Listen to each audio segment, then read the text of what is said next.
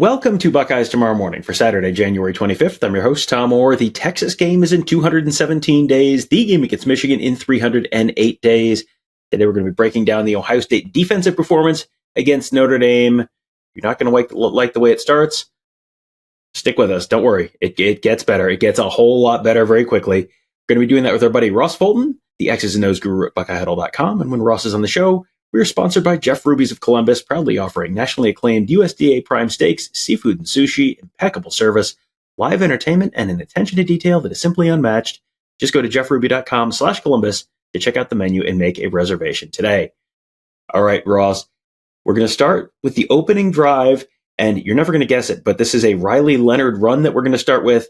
This is something that was incredibly successful for Notre Dame, but even before you knew how Ohio State was going to counter it defensively, it was like, well, they can't do this the whole rest of the game or he will be legally dead. So, Ohio State did their part to take that away and probably help keep Riley Leonard a little more upright than they would have otherwise. But the first drive, this is something Notre Dame had some success with. Yeah, I think incredibly successful is very much too strong of a word.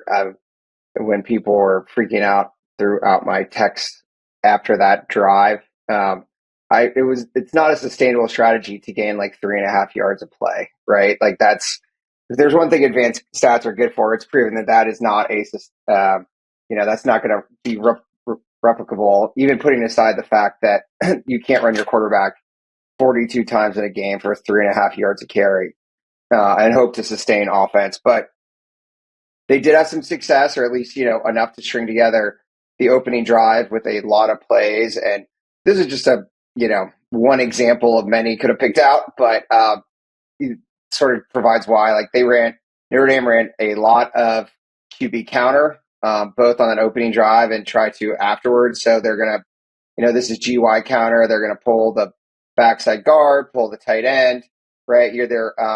Ohio State's in a cover 4 here.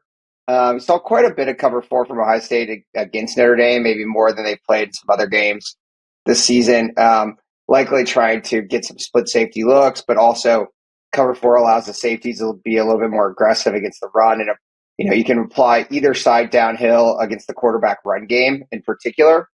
But by doing this here, they stretch out, they send the running back in motion. Notre Dame used a lot of spread formations, and we'll get into some of that against Ohio State, trying to get those linebackers safeties out of the box, particularly like trips looks, 3 wide receivers to the one side of the field. And so this is cover 4, and they just basically, like as I demonstrate here, they have a hat for a hat, right? Like you can see that from the tight view as well. Block down on the nose guard, you kick out the defensive end. Jack Sawyer, pull around for the front side for Cody Simon, pick up Sonny Styles, block back on him with the lead side tackle. And, again, 4 or 5 yard gain. Leonard's a big guy. He's very good at falling forward. So, as we said, like enough to sustain drives and enough. I'm not sure I'd say it changed Ohio State's strategy per se, but they definitely leaned into some of the concepts we're going to talk about here to largely limit the Notre Dame run game the rest of the contest. Well, the next one we're going to be looking at is one where they brought pressure right up the middle, and they didn't sack Leonard, but they got him out of the pocket, sort of flushed him out. I think they ended up with an incomplete pass. And so right away we see some of what Ohio State wants to do the rest of the game, right? And so this is a Jim Knowles staple. Cody Alexander has a great video breakdown of a lot of these interior gap pressures Ohio State used against Notre Dame. He can explain them in far more detail than I can, so I highly recommend that. Mike Pettit for Buckeye Huddle has drawn this one up in particular and explained it as well. But it's just an A gap pressure. This is actually like a run concept. You're gonna, both defensive, the nose guard and the 3 technique are gonna go outside the B gaps, and Cody Simon's gonna come right up the middle. You'll notice it's a sim pressure, right? So they're gonna drop JT Tumalo out here as the boundary defensive end. He's gonna play like the flat and a 3 deep. And so, as you said, this is actually what led to maybe the biggest cheer of the night from Ohio State fans, because it was the first holding call against Ohio State, and year. So he got a nice Bronx cheer out of this one. But, credit to Leonard. Like, he made a lot of plays sort of out of structure. In fact, he's probably better out of structure than he was in structure, trying to like pick apart zone coverages and deliver the ball accurately. And so sometimes that sort of played in his hands, bringing pressure. But a lot of these concepts, like you see it here against the pass, but we're going to show also how they worked against the run as well. And this next one, it's another QB counter that Notre Dame runs. And this is where you sort of start to see Ohio State defending that a little bit better. We did our rewatch show and came up with the stat that about the first play of the third drive, Riley Leonard had run for 39 yards in the game. On the 7 carries he had the rest of the game, he ran for 1 yard. So that was Ohio State getting a lot better at figuring out how to defend that. Yeah, obviously some stacks in there, but also like very, even less. If the first drive was more like, 4 yards a carry, that the rest were 2 to 3 yards a carry, right? And some of that is just applying additional numbers against the run game. Again, like recommend Cody's discussion, but like by using these run pressures, they're Jim Knowles is forcing the football to go into a certain spot instead of like everyone has a gap and reading reacting. You're now like using pressure schemes to force the football, right? And so this one it's a nickel pressure, and they're also bringing the backside, or Sonny Styles. We'll talk about this a lot. Like on a run blitz up the front side, he's reading the center, and depending on which way the center blocks, he's going to attack that side of the center block. So the center blocks back here, he's going to attack the front side A gap. Jordan Hancock comes down, Caleb Down replaces him. So we're using another cover 3 concept here. And again, and now look at, and you can also see how, again, JT Tuimoloau is sort of surfing on the backside of this play. This is going to be a constant here in some of these clips. If this was a pass, just like the last clip we saw, he's going to drop into that boundary flat, right? But what you're going to do here is Tyleik Williams, the 3 technique, is actually going to be the contained defender, and you'll see him playing outside. And JT Tuimoloau is going to sort of surf here, and he's playing the quarterback. So, like, if the quarterback keeps on a read, he's helped on that side, but he can come and he can then sort of mirror the quarterback and come around and close down. So, like, the linebackers take on the pullers, and now you've got a free hitter as opposed to that first clip. In some ways, what they had the defensive ends do here in this game it's pretty similar to the jack roll, to be honest. Like they're applying them in different run gaps, particularly in the interior, to mess up the blocking schemes, add an additional hat in the hole. So not so much moving them around pre-snap, but using them as sort of an extra body that you can apply in the interior by changing gap responsibilities with the defense here, the defensive tackle taking the outside and the defensive end then able to mirror the quarterback inside. Next one is a concept we've talked about before called cross dog, and it's another one where you're going to have guys sort of changing which gaps it looks like they're going to. And this is one that we have talked about this, I think, in the past in terms of getting linebackers home in terms of generating sacks in the pass game. This is one where you get Cody Simon right in the hole where they're not necessarily expecting him, and it is a run play that goes absolutely nowhere. Yeah, and so it's like, the two main concepts. So you saw one earlier with that A gap, where one linebacker is blitzing in the A gap, and then the other one can sort of float behind him. This is a cross dog again, like the defensive line is stunting towards the running back. Sonny Styles is going to attack the backside A gap. And as you can see from like this behind the camera, like what both these concepts do, we've talked about this in the past, is almost create a bear front, right? Where like if you paused it at the handoff, you've got 5 up on the line of scrimmage. You've got both guards, the center and both guards covered up. You're just doing it with a linebacker, right? And as you said, like that is going to force the football to the gap where Cody Simon's waiting for it. Like you get the added benefit here of Tyleik Williams.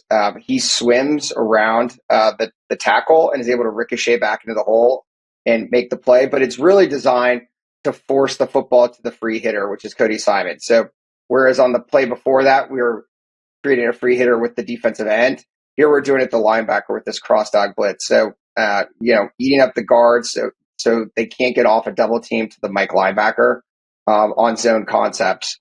So again, like both different blitz particulars they're using, but like the same principle of reducing the front and forcing the football one way as opposed to like giving a running back a two-way go, or as I said, like sort of everyone having a particular gap and reading and reacting. And these run blitzes have always been really effective for Jim Knowles in terms of like limiting particularly like zone run games. They also were, Notre Dame threw some gap schemes at them. They were effective there too. And, really limited. Notre Dame had no run game to speak of with their tailbacks. Obviously, they had to rely on Riley Leonard for anything. And as we talked about, that had diminishing returns. Yeah, and one more really successful run defense play here. Again, a sim pressure, and again, Cody Simon pops up right in the hole, right where the running back is coming, and that pretty much is the end of that.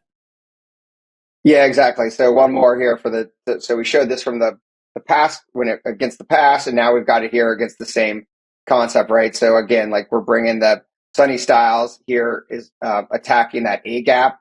And then, so again, you get this sort of like both defensive tackles go to the B gaps. And so again, you've got this 5-man front essentially, right? Once you apply one of the linebackers where Sonny Styles is taking up the center, the guards are occupied with the defensive tackles, and Cody Simon can then be a free hitter in the hole against this counter play. It's a GY counter. So Tyleik Williams, again, by going to the B gap, he takes on the lead puller. And again, so not only do you have Cody Simon, but then Caden Curry now is sort of in that jack floating role where he can come back and take on the lead blocker. And that frees Cody Simon up because they can't pull around for him. So again, just a few examples of how using simulated pressures to force the football certain places to a free hitter in the run game, particularly after that opening drive. All right, and now we're going to get into the portion of the game where Notre Dame remembered that they could, in fact, move the ball forward on offense every once in a while. This next one is that first Jaden Greathouse touchdown. And watching this live, this felt like this was probably not a scheme issue as much as a execution issue, because there were a couple Buckeyes there and guys who don't normally miss tackles just miss tackles. Is this just sort of a tip your hat to Jaden Greathouse play, or was there something more that happened here on this one? Yeah, I mean, both. It's obviously a great spin move by him, and he, I think has shown in the playoffs that he's quite the slot receiver. And obviously you don't expect Caleb Downs to miss a tackle. I mean, this is basically like seeing a unicorn this year. But it also it is a byproduct in some ways of what they were doing against the run, right? So this is like the same cross dog pressure with the Mikes where you can see Jack Sawyer looping around for the run. So it's the same, like this is basically a run call.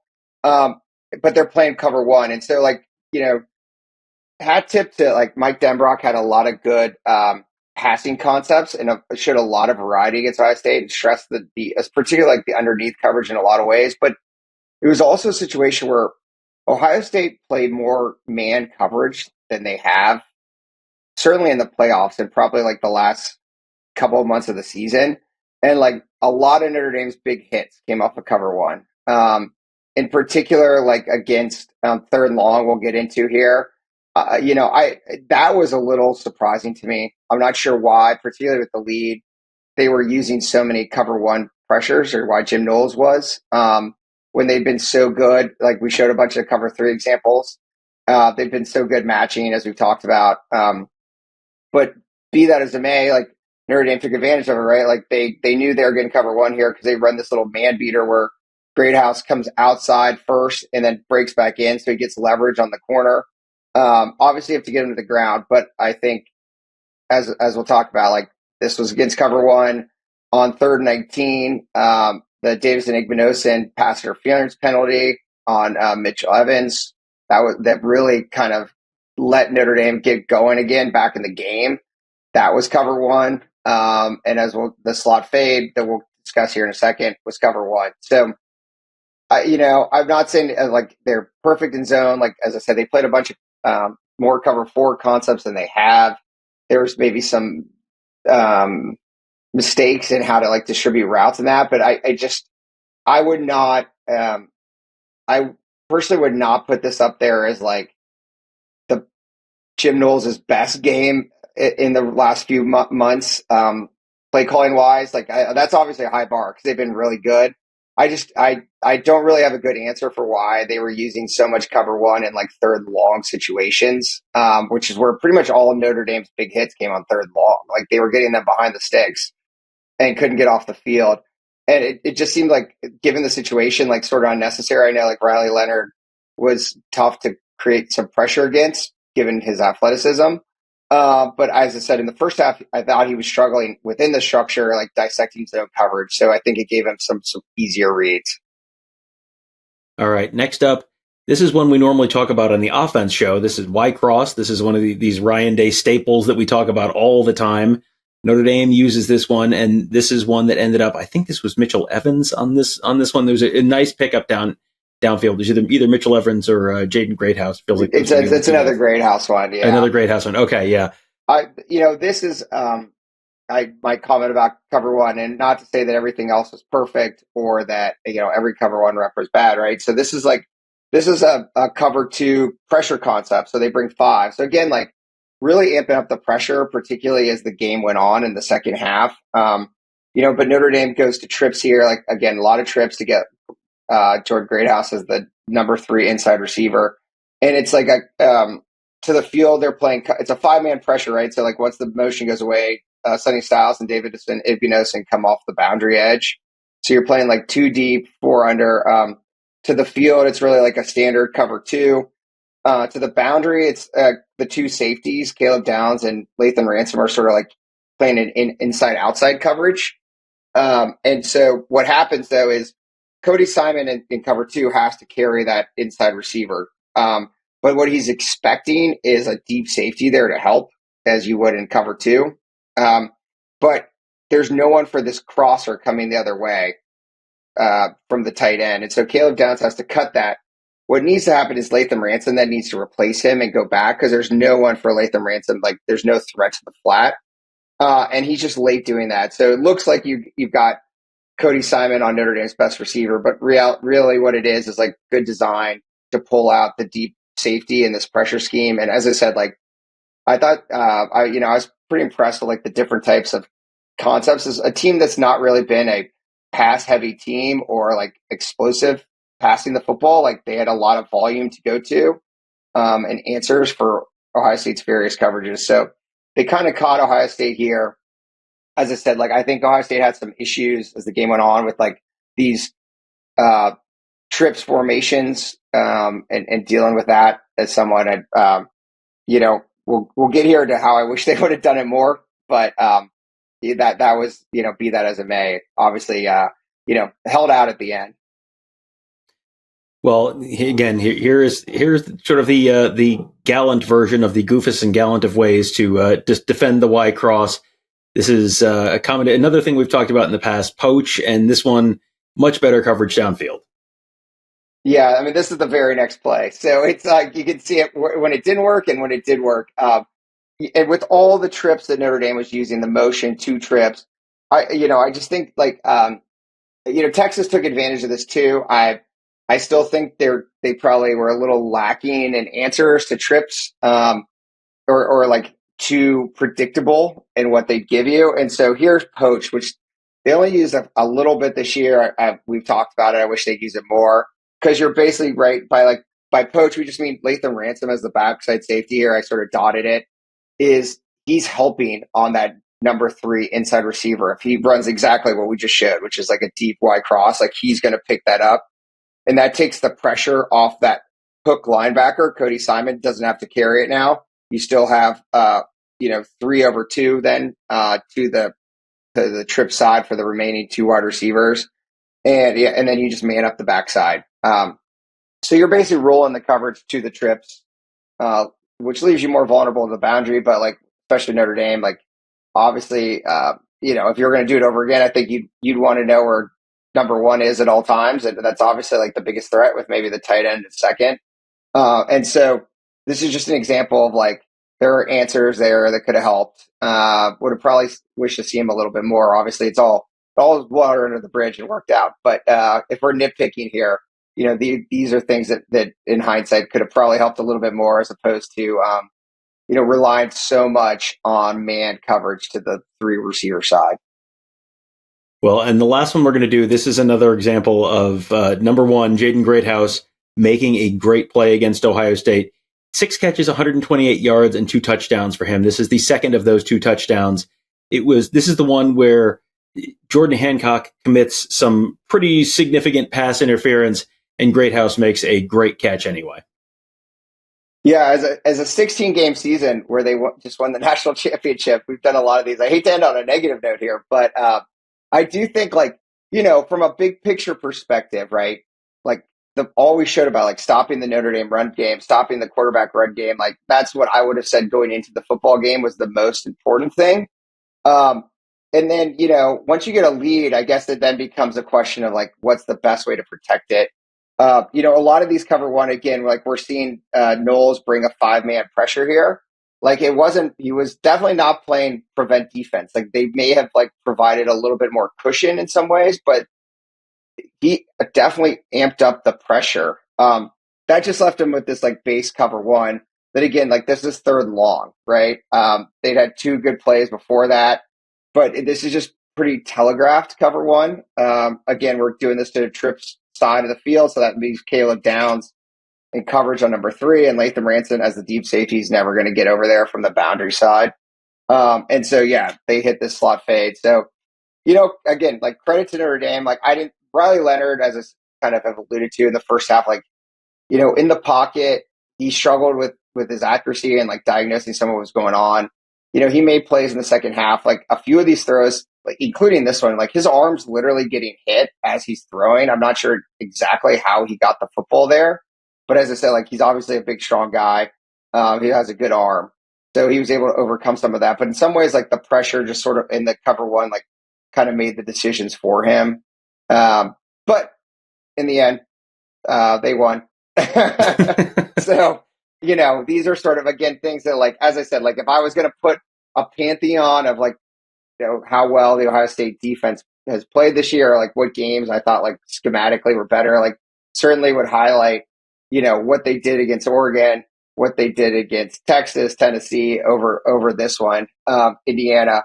But, I think you obviously came in the game worried about stopping the run, and, the offense carried them. I mean, that was the thing about Ohio State this season is, like, when you look at the advanced stats, it was always like, the defense was probably overall more reliable than the offense, but it was only marginal, right? Like, they're pretty much towards the top. And in fact, like, I think in FEI, in fact, by the end of the season, the offense was number 1, the defense was number 2. SP Plus had them flipped where the defense was number 1. I think the offense is, like, number 3. So it was never, like, one of those things where we talked about, playing Tennessee or Texas. It was like they had a really good defense and a lesser offense. And then Oregon, that was flipped, right? And, like, that was the strength of Ohio State this season, is just how well-rounded they were. So we've talked about this a bunch in, broader terms and in some sort of minutia kind of terms as well, in terms of what they changed this year. What was the single biggest positive change? Because I know this is all stuff we've talked about, a bunch of different elements of it. But if you had to, give me the elevator pitch, someone says, all right, what was the biggest thing that Jim Knowles changed on the defense that really turned them from 32 points at Oregon to what they were at the end of the season? Yeah, I'll give you 3. Long elevator ride. All right. Exactly. Well, hang on. We're going to hit all the buttons on the way down. So what they did up front, right? Like, the things we just showed, the techniques, like slanting, using heavy techniques, like changing gaps up. Like, you just did not see that nearly as much in the first quarter, half of the year, where it was much more just like, these are the 6 gaps. Everyone's playing that gap. The offense knows who has that gap. Like, again, like we showed that, as opposed to that first play we showed with Riley Leonard, where that's, people can kick down, pull around, and, you're forcing the football to certain places. The second is in the secondary, much more, as I said, like, putting this game aside, much more zone matching concepts, a lot more cover 2, cover 3, less cover 1. And within those zones, like, as I said, carrying routes and keeping quarterbacks off balance by being able to change those up, not be dependent. And the last is more personnel, the use of Caleb Downs, like, playing him such so much more at the second level as, you know, in a nickel role or as that 3 high safety in Tampa, and just make it much more impactful against the run and closer to the line of scrimmage. Well, there you go. You got your happy ending, Ohio State fans. And now we'll have the little celebration thing in the stadium on Sunday, and then we get to start talking about, oh boy, they're losing a bunch of guys on the defense. How are they going to do this again next year? You get to start worrying again. We'll maybe get to that next week sometime, maybe a little after that. But for now, Ohio State is your national champion. Another great season with Ross. Always enjoy having Ross on these shows. Always feel like I learn a lot talking to him. And I know other folks find that true as well. So, and when we have Ross on the show, of course, we are sponsored by Jeff Ruby's of Columbus, the award-winning upscale steakhouse in downtown Columbus, named one of the top 50 steakhouses in America by Food Network. Just go to jeffruby.com/Columbus, check out the menu, and make a reservation today. That'll do it for today. Thank you guys all for joining us. Have a great day. We'll talk to you tomorrow.